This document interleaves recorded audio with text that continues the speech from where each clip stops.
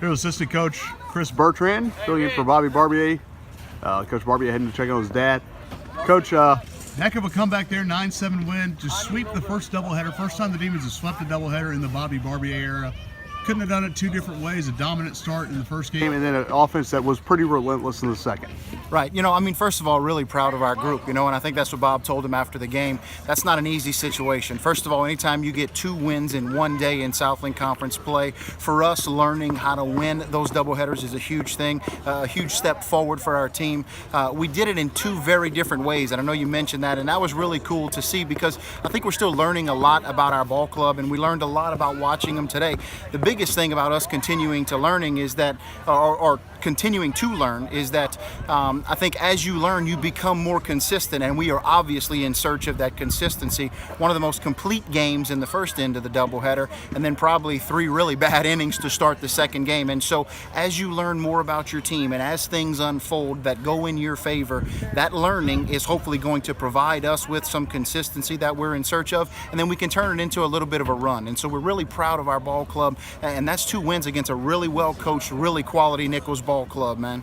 Well, Jeffrey Elkins has proven time and again you've learned what he can do in clutch situations. Obviously the 2-run double against LSU and then the big home run to put you ahead. And Tyler Praggett, the last 2 innings, struggled his command early, but really found it and honed in. It was nails the last 2 innings. Yeah, no doubt. And those guys, when you continue to try to find out things about your club and you're in search of that consistency, you're really in search of carving out roles so that you can settle into it. And the more guys like Jeff and Pig do those things, the more they're carving out a role that is in favor of our ball club, bringing us some good fortune. And so it's nice to see those guys not only succeed personally and succeed for our ball club, but it means we're heading in the right direction because we're finding a lineup that's starting to get some hits, right? And we're starting to score some runs. And so we're pushing some buttons offensively for things we've been in search of, and we're really starting to carve out some things at the back end of that bullpen after getting some quality starts. Ridge, a huge start, and then McDonald right there, not his best stuff, but grinded into, the 5th or the 6th inning,